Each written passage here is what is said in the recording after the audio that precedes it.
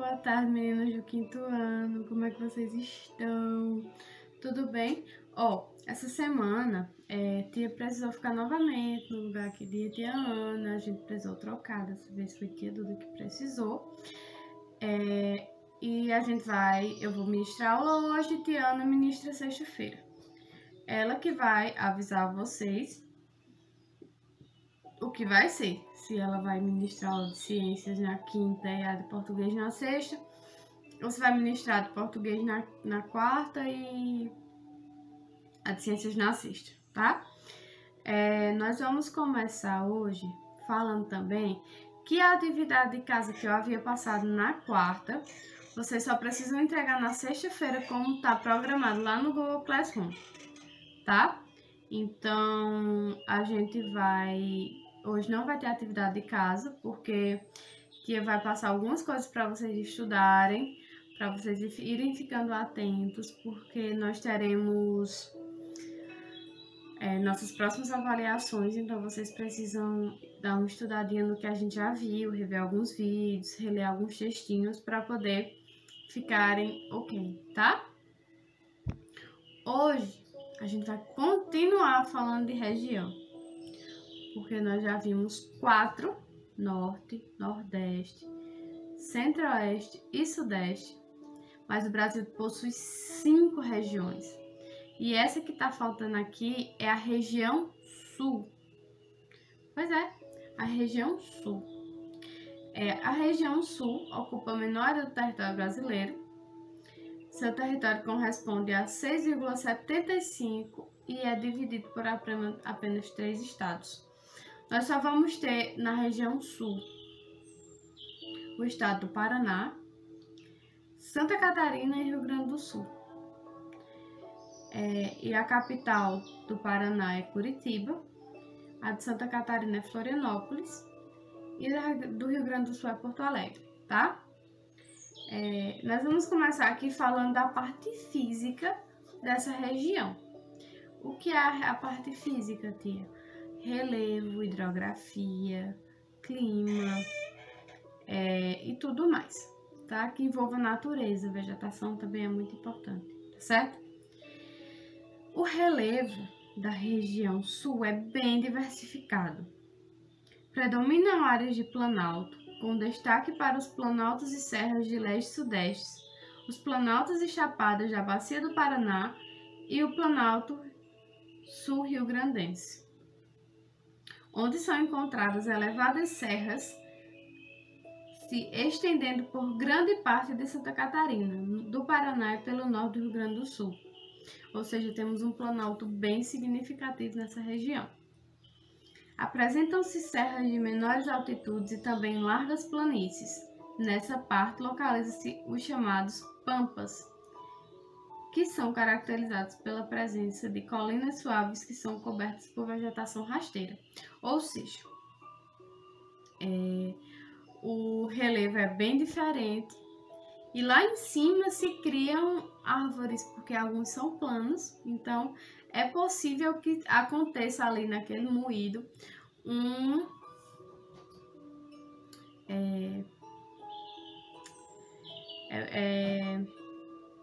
é bem capaz de, na hora do moído, a gente saber que tem coisas diferentes, tá?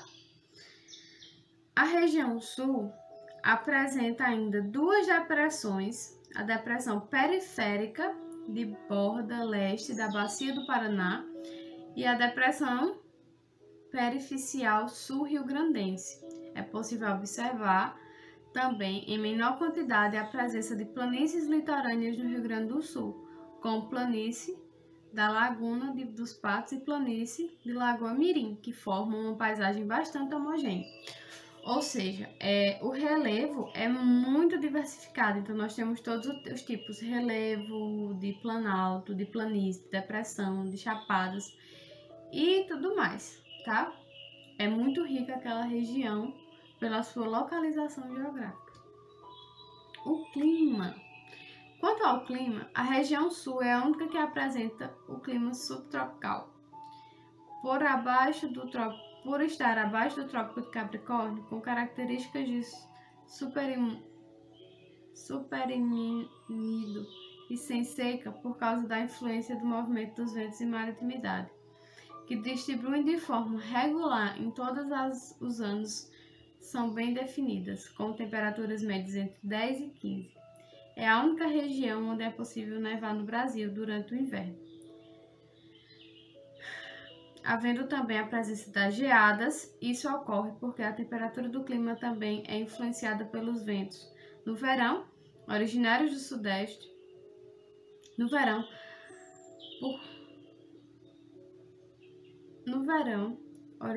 sudeste, que por serem mais quentes, provocam calor seguido de chuvas fortes no inverno, vindos de frentes frias com massas de ar oriundas do Polo Sul, e que, por serem frias, provocam a queda da temperatura seguida de geadas e neve. É muito importante essa região porque o clima é subtropical. Então, lá abaixo do Trópico de Capricórnio, por isso que é sub é abaixo, nós temos a zona temperada, que é a mesma do norte dos Estados Unidos, só que essa não neva. Acontece geadas, mas a maior probabilidade do Brasil de nevar ainda é no Rio Grande do Sul. Então, o clima de lá é muito ameno, mas que existem suas épocas muito quentes, tá? A hidrografia. O que é hidrografia? Lembraram? Que é o estudo da água, né? As partes dos rios, os leitos e tudo mais. A característica mais marcante da hidrografia da região sul é a presença de lagos e lagoas, sendo a maior delas a Lagoa dos Patos, que recebe as águas do Rio Guaíba. As principais bacias hidrográficas na região sul são as dos rios Paraná e Uruguai e a bacia do sul-sudeste. Inclusive, essa parte do sudeste do Brasil, pegando ali um pouco do centro-oeste, passou por uma guerra atualmente, mas deu tudo certinho. E esses lagos são muito perigosos. Faz um pouquinho de medo entrar, mas são belíssimos, tá? Esses lagos são importantes para manter sempre a umidade, porque o clima de lá é frio, mas o clima de lá é muito seco também, tá? Então, vamos falar de vegetação. A vegetação da região sul é bem variada. Nas áreas mais elevadas predomina a mata das araucárias, que são árvores altas, com pouca folhagem e que ficam parecendo assim, bem fofo. Então, é muito importante. Ou mata dos pinhais, porque são árvores que não sobrevivem a temperaturas imensamente altas, mas também não resistiriam a uma temperatura mais ou menos baixa, tá? Essa mata foi muito devastada, principalmente por causa do desenvolvimento da agricultura, ou seja, por causa do desenvolvimento a natureza aqui vai pro beleléu, tá? No litoral e da Serra do Mar, encontramos áreas de mata atlântica. A vegetação costeira é composta por mangues e restingas. Outro tipo de vegetação, bastante conhecida na região, é formada pelos campos conhecidos como pampa, caracterizados pela vegetação de gramíneas, formado por ervas e plantas rasteiras. Os campos se estendem em grande parte pelo território do Rio Grande do Sul. Sua vegetação é rasteira, com pequenas árvores, ou seja, nós temos uma floresta de araucárias, nós temos um local, nós temos digamos que um jogo de futebol ou uma saidinha básica, tá?